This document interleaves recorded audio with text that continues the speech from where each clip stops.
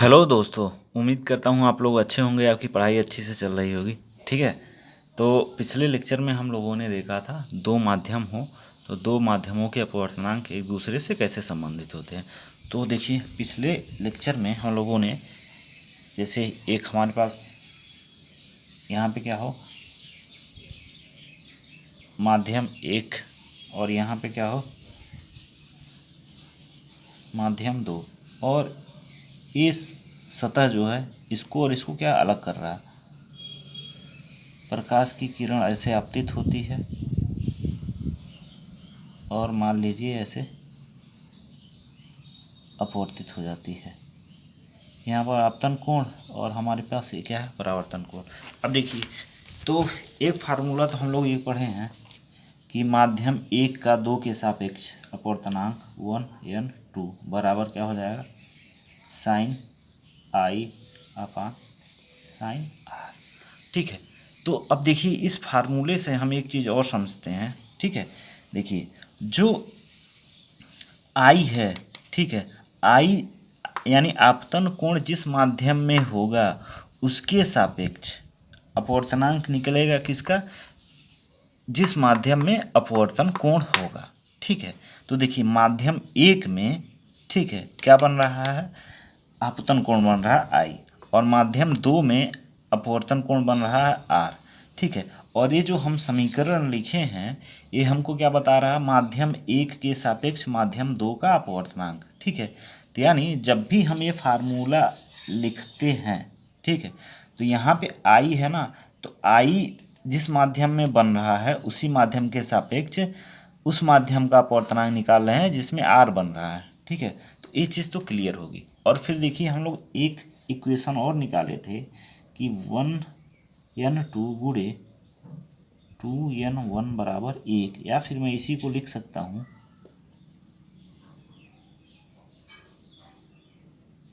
ठीक है, इसको मैं पक्षांतर कर दूंगा तो इतना हमको मिल जाएगा। ठीक है। पिछले लेक्चर में हम लोगों ने यहाँ तक देखा था। ठीक है। तो इसका मतलब क्या है, पहले माध्यम के सापेक्ष दूसरे माध्यम का अपवर्तनांक बराबर होता है किसके, दूसरे माध्यम के सापेक्ष पहले माध्यम के अपवर्तनांक के व्युत्क्रम के होता है। ठीक है। तो यहाँ पर मैं लिखूँ अगर ये क्या बता रहा है,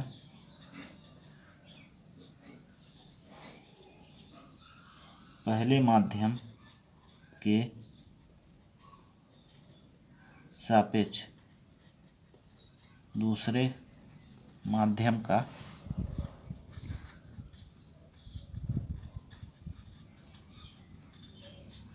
अपवर्तनांक। तो ये कितना है हमारे पास पहले माध्यम के सापेक्ष, तो यहाँ 1 हो जाएगा n2।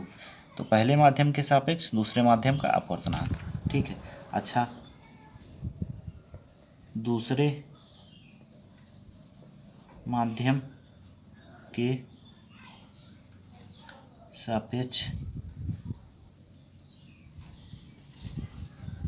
पहले माध्यम का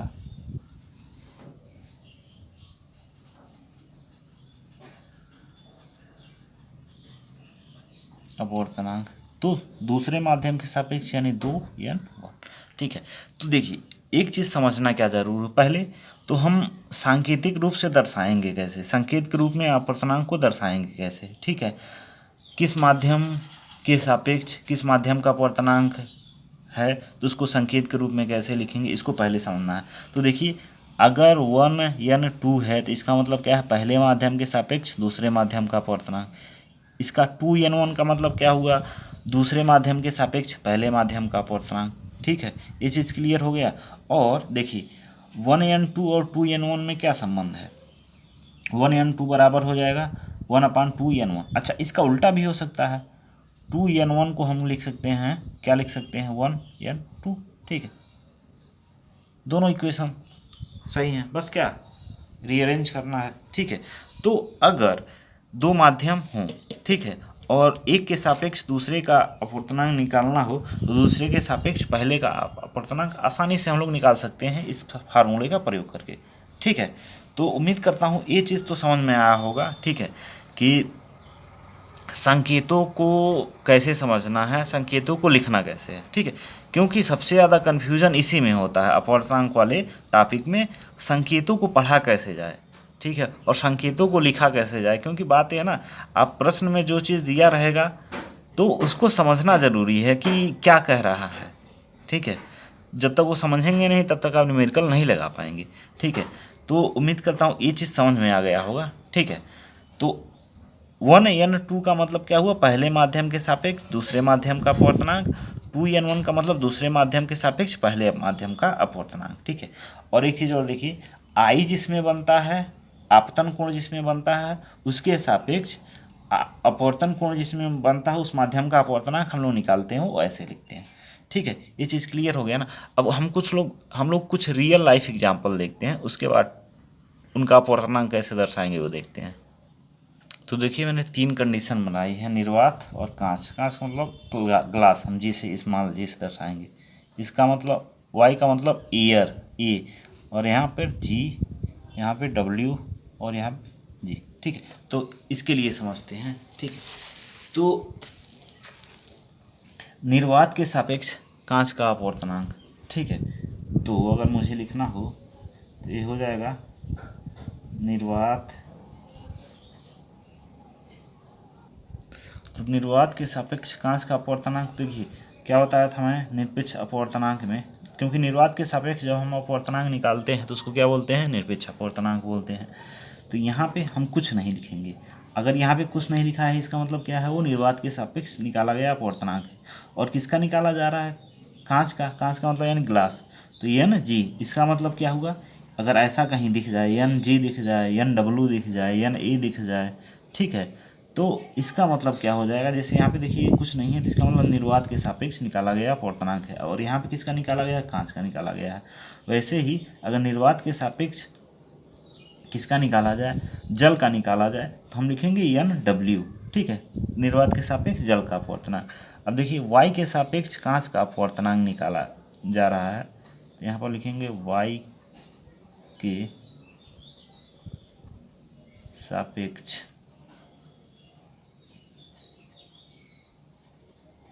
कांच का अपवर्तनांक, तो ये कितना हो जाएगा, ई एन जी, ठीक है। तो यहाँ पे हम y लिखेंगे, y के लिए संकेत यहाँ पर ए हो गया और एन जी, यानी y के सापेक्ष कांच का अपवर्तनांक। अच्छा एक चीज़ देखिए, हम जब निर्वात के सापेक्ष अपवर्तनांक निकालते हैं या फिर y के सापेक्ष अपवर्तनांक निकालते हैं, ठीक है, तो इसका हम लोग उल्टा नहीं लेते हैं। जैसे कि कहने का मतलब, अब हम जी एन ए या फिर इसके लिए जी एन, क्यों, क्योंकि देखिए हमने रिफरेंस क्या लिया है, ठीक है, हमने रिफरेंस लिया है निर्वात को, तो निर्वात का हमने माना है क्या, अपवर्तनांक 1।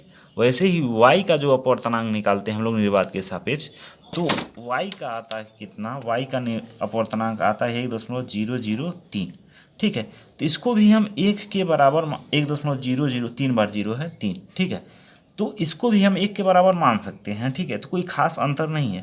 तो इसलिए जी एन ए या फिर जी एन मतलब y का किसी अन्य माध्यम के सापेक्ष अपवर्तनांक उतना हमारे लिए काम का चीज़ नहीं है, ठीक है, क्योंकि निर्वात या y के सापेक्ष ही हम निकालते हैं अपवर्तनांकों को, ठीक है। तो यहाँ पर अब क्या है वो चीज़ क्लियर हो गया होगा आपको। अब आगे बढ़ते हैं, अगला हमारे पास जो है जल के सापेक्ष कांच का अपवर्तनांक, ठीक है।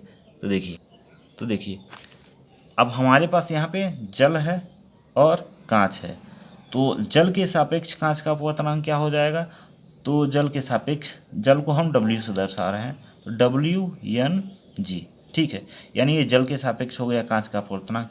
अब देखिए जल भी एक पारदर्शी माध्यम है और जिसका कुछ न कुछ अपवर्तनांक होता है, ठीक है। तो इस कंडीशन में हमारा कांच के सापेक्ष जल का अपवर्तनांक क्या हो जाएगा, कांच के सापेक्ष जल का अपवर्तनांक, तो कांच के सापेक्ष जल का अपवर्तनांक हमारा हो जाएगा जी एन डब्ल्यू, ठीक है। और इन दोनों के बीच संबंध क्या हो जाएगा, डब्लू एन जी बराबर हो जाएगा 1/GN W। एक दूसरे के क्या हो जाएंगे, व्युत्क्रम हो जाएंगे।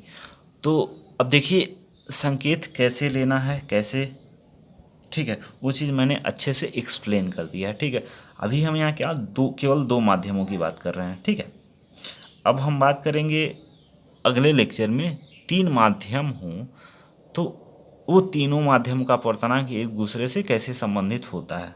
ठीक है, तो अब दो माध्यमों वाला मैंने बहुत अच्छे से समझाया है।